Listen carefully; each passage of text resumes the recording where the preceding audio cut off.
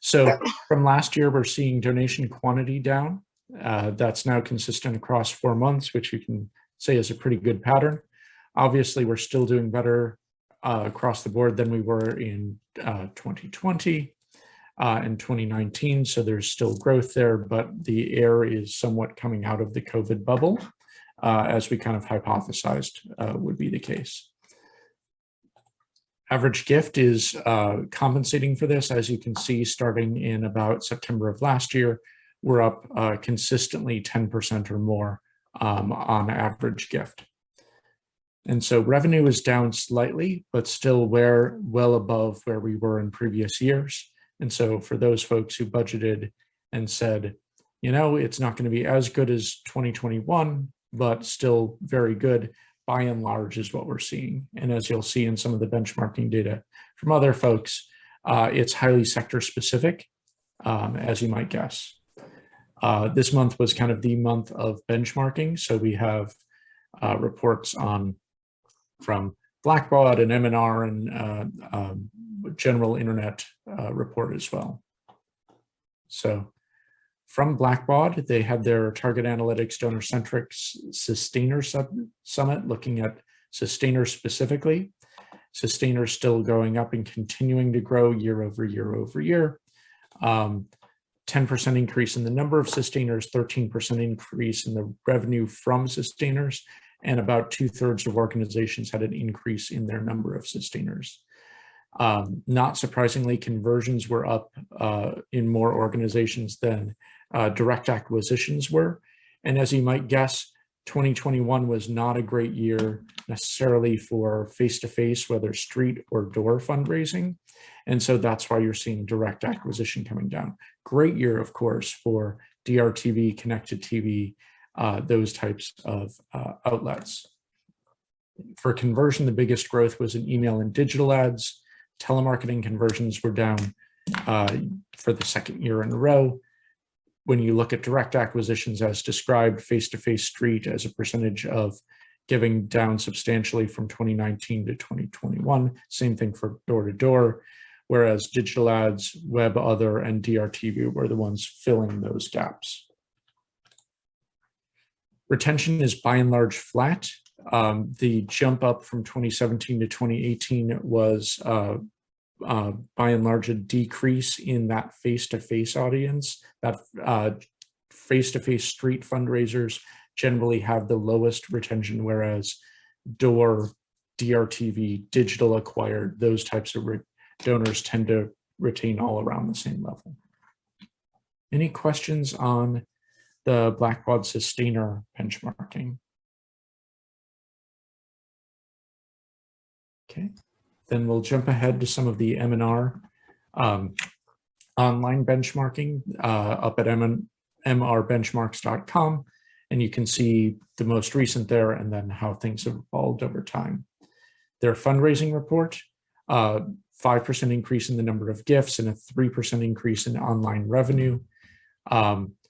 Generally speaking, online retention tends to parallel what you see in mail retention, but lower overall retention. And the reason for that is more digital donors are newer. You know, you don't have someone who's been giving online for 30 years because there hasn't been 30-year online giving. And so that tends to bring up mail retention and up the number of the longevity of prior donors. But when you break it down into new and prior donors, generally pretty comparable. 2021, you can kind of look at the stories of reversals from 2020. And so hunger and poverty had a decrease in online revenue in 2020 overall.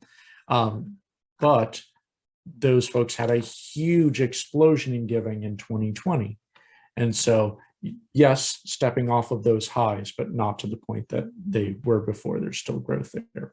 On the flip side of things, cultural institutions, museums, theaters, opera companies, things like that, tending to go up after a plummeting results in 2020. So not terribly surprising there. We talked a little bit about the shift in to monthly giving overall in the sustainer benchmarking. That's even more pronounced in online revenue, where it jumped up as a percentage of online giving part of that is 2020 was a little bit more one-time focused. There was an urgent need, and emergency donors tend to be more one-time givers. But when you have more than 20% of online revenue coming in as monthly giving, that's also part of a legitimate trend, and people are asking for it more. And I think that's a part of it as well. This is more pronounced online than it is offline. We know that it's notoriously difficult to get mail donors through the mail to give monthly gifts. M&R looks exclusively at online revenue. Looking over at email, 7% growth, 12% churn, and so slight decrease in some files. There was an interesting point here, is that the open rate for emails jumped up 16% last year. And while it would be wonderful if that were a real thing, that's something that we kind of predicted as a result of the iOS 15 changes. So basically what happened in iOS 15 is if you used Apple Mail, you could opt in, and about 90% of people opted in because it was a default, opted into the process where Apple loads and caches all emails, passing through fewer details on the usage pattern of those emails. And so your email analytics will record an open email, whether the person opened it or not. Rather, Apple is opening all of those emails. It is an interesting thing to couch as a privacy protection. Hey, we're going to open all your emails. But it is one nonetheless, because it does hide IP addresses. And so we kind of went through this complex formula of what's going to happen after September. And our CDR folks at the time projected a 15% increase in open rate. The fact that there's a 16% in open rate was really a strong prediction by that group there. So kudos to them for being able to get this number mostly right. So kind of a predicted increase. You can see list growth across sectors with that churn that we were talking about, but obviously hunger and poverty had that huge jump in list growth in 2020, and still substantial list growth in 2021. So good to see most lists are growing over time. In digital advertising, one of the things I found most interesting here is that direct fundraising was about 15% of digital advertising. There's a lot of lead generation. There's a lot of programmatic going on through some of these channels, and part of it's the nature of these channels. So you can see return on ad spend. Search is the only one with a positive return on ad spend immediately, but we'll talk a little bit about how that may be a little bit misleading. Larger organizations tend to spend more on digital advertising, and in fact, you would find that organizations will tend to be larger if they make this kind of investment. If you're investing in your donors and your donor file, you're going to be growing more over time. One thing to beware is the next dollar. So we talked about that positive return on ad spend for search. For every dollar you put in, you get almost $4 out. However, you're not going to get that for your next dollar in search, because there's such a huge gap in efficacy between branded keywords and non-branded keywords. In fact, if you're using direct attribution models like M&R is using, search will have a very high ROI, or return on ad spend. If you are looking at, and there are some good studies about this, if you're actually looking at taking out the search that you would put into branded keywords, I think it was eBay that did this testing, but they found that 99.5% of the branded keywords actually came to their page anyway. And so when they took out their branded keyword advertising, they didn't actually lose anything, even though there's attributed revenue here. So your next dollar into search aren't going to be in branded keywords, aren't going to have that artificially inflated value. And so it's not enough to be able to say, let's throw money at search because it has the highest return on ad spend. Rather, you want to be looking at areas like display and social media that are actually a little bit more scalable. I would also say that video is potentially a targeting issue, the fact that there's a 0.16 as well as an ask strategy. A lot of video advertising isn't a direct ask, and so it's not going to get attribution under this model. However, we've seen things like connected TV, programmatic video be very effective, not only on their own, but in concert with other channels. And therein lies the challenge, another attribution challenge that we want to be looking at. We want to make sure that we're holding out an audience, doing something like video advertising and seeing the lift across channels. Because when we did video advertising for Save the Children, for example, you saw increases in Facebook giving, and you saw increases in mail giving, and you saw these lifts across channels that were very effective. Looking at social media, the Facebook fan growth is now pretty much flat. The growth is over in Instagram by and large. And in fact, the amount raised on Facebook fundraisers is actually decreasing. Hopefully that's offset by people giving through means where we actually get the donor and get to talk to the donor, which is far more exciting. There's a joke about Facebook organic growth, which is, but people don't get it. See, rim shot. But to the extent that there is organic reach on Facebook, you have the best bet with videos and photos rather than links. Facebook has incentives to keep people on their platform and on their own devices. So things that would take them off of those devices, like links, tend to have less engagement, but also may be more valuable for your organization. Any questions on any of the M&R data? Okay.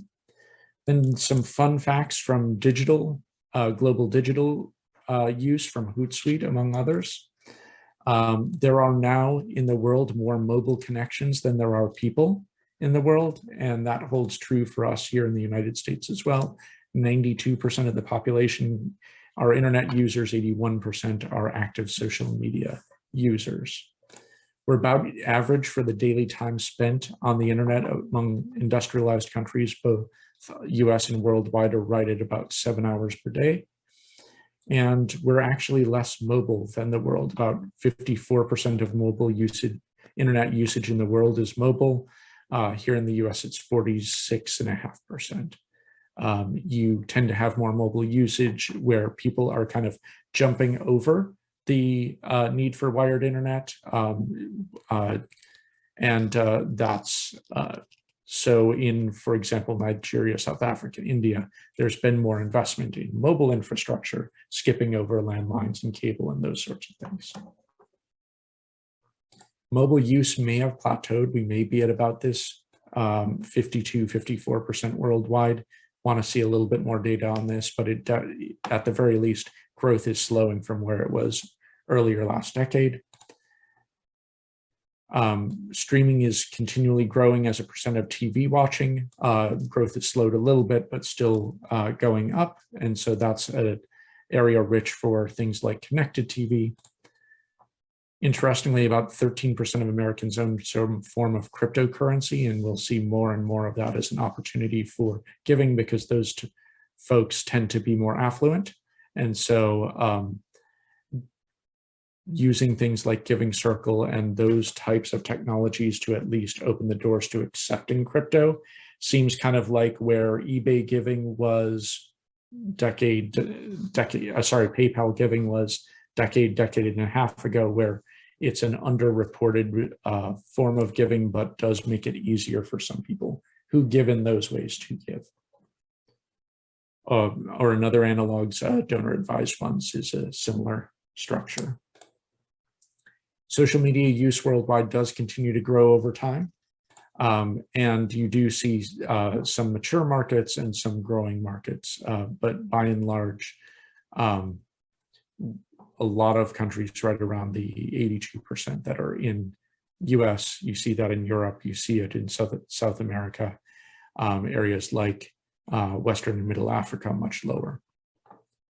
Very few people in the world tend to use only one platform. The highest is WhatsApp usage.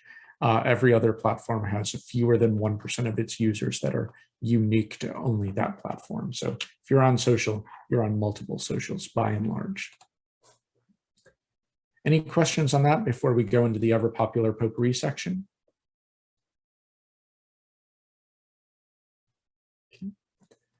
Speaking of cryptocurrencies then, there were a few interesting developments in the past month in NFTs in the nonprofit side of things. There's been a move to have NFT sales to free Egyptian women who are defaulting on loans.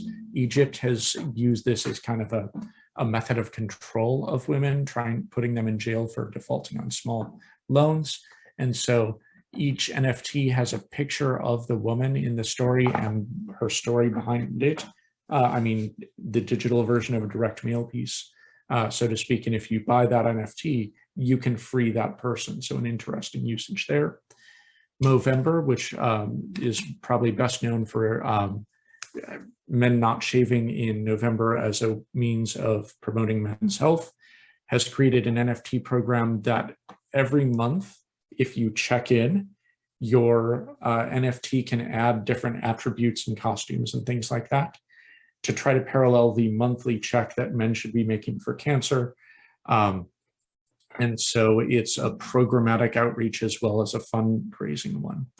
And then the Vatican is now taking its masterpieces and putting them on the blockchain.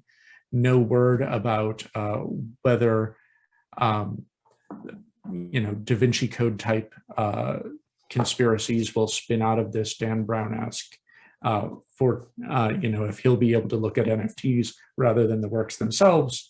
But yes, the Vatican is now selling NFTs on the blockchain.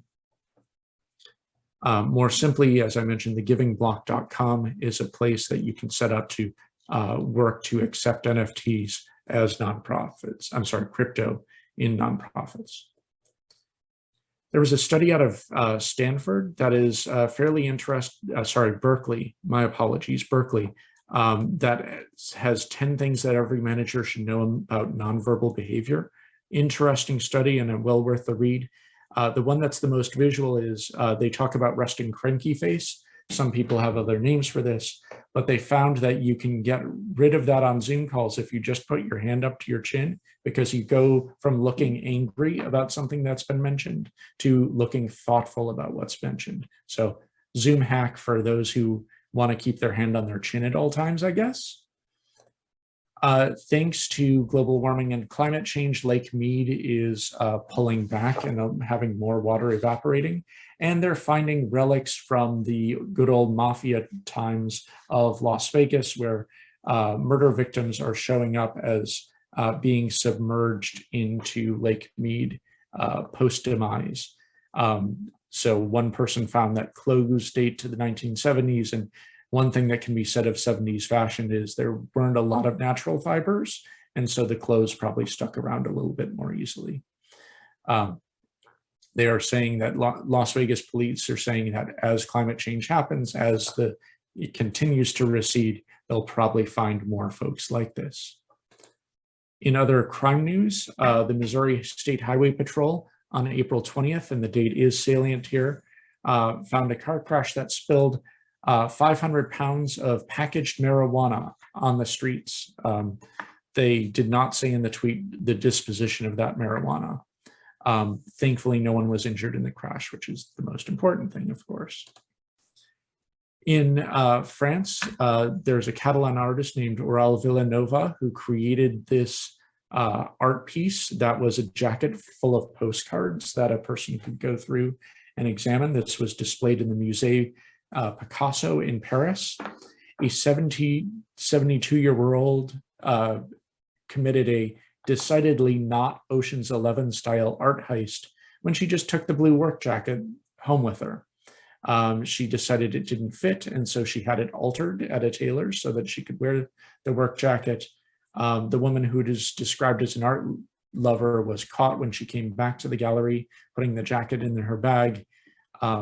She came back and was arrested by police looking at other pieces of art.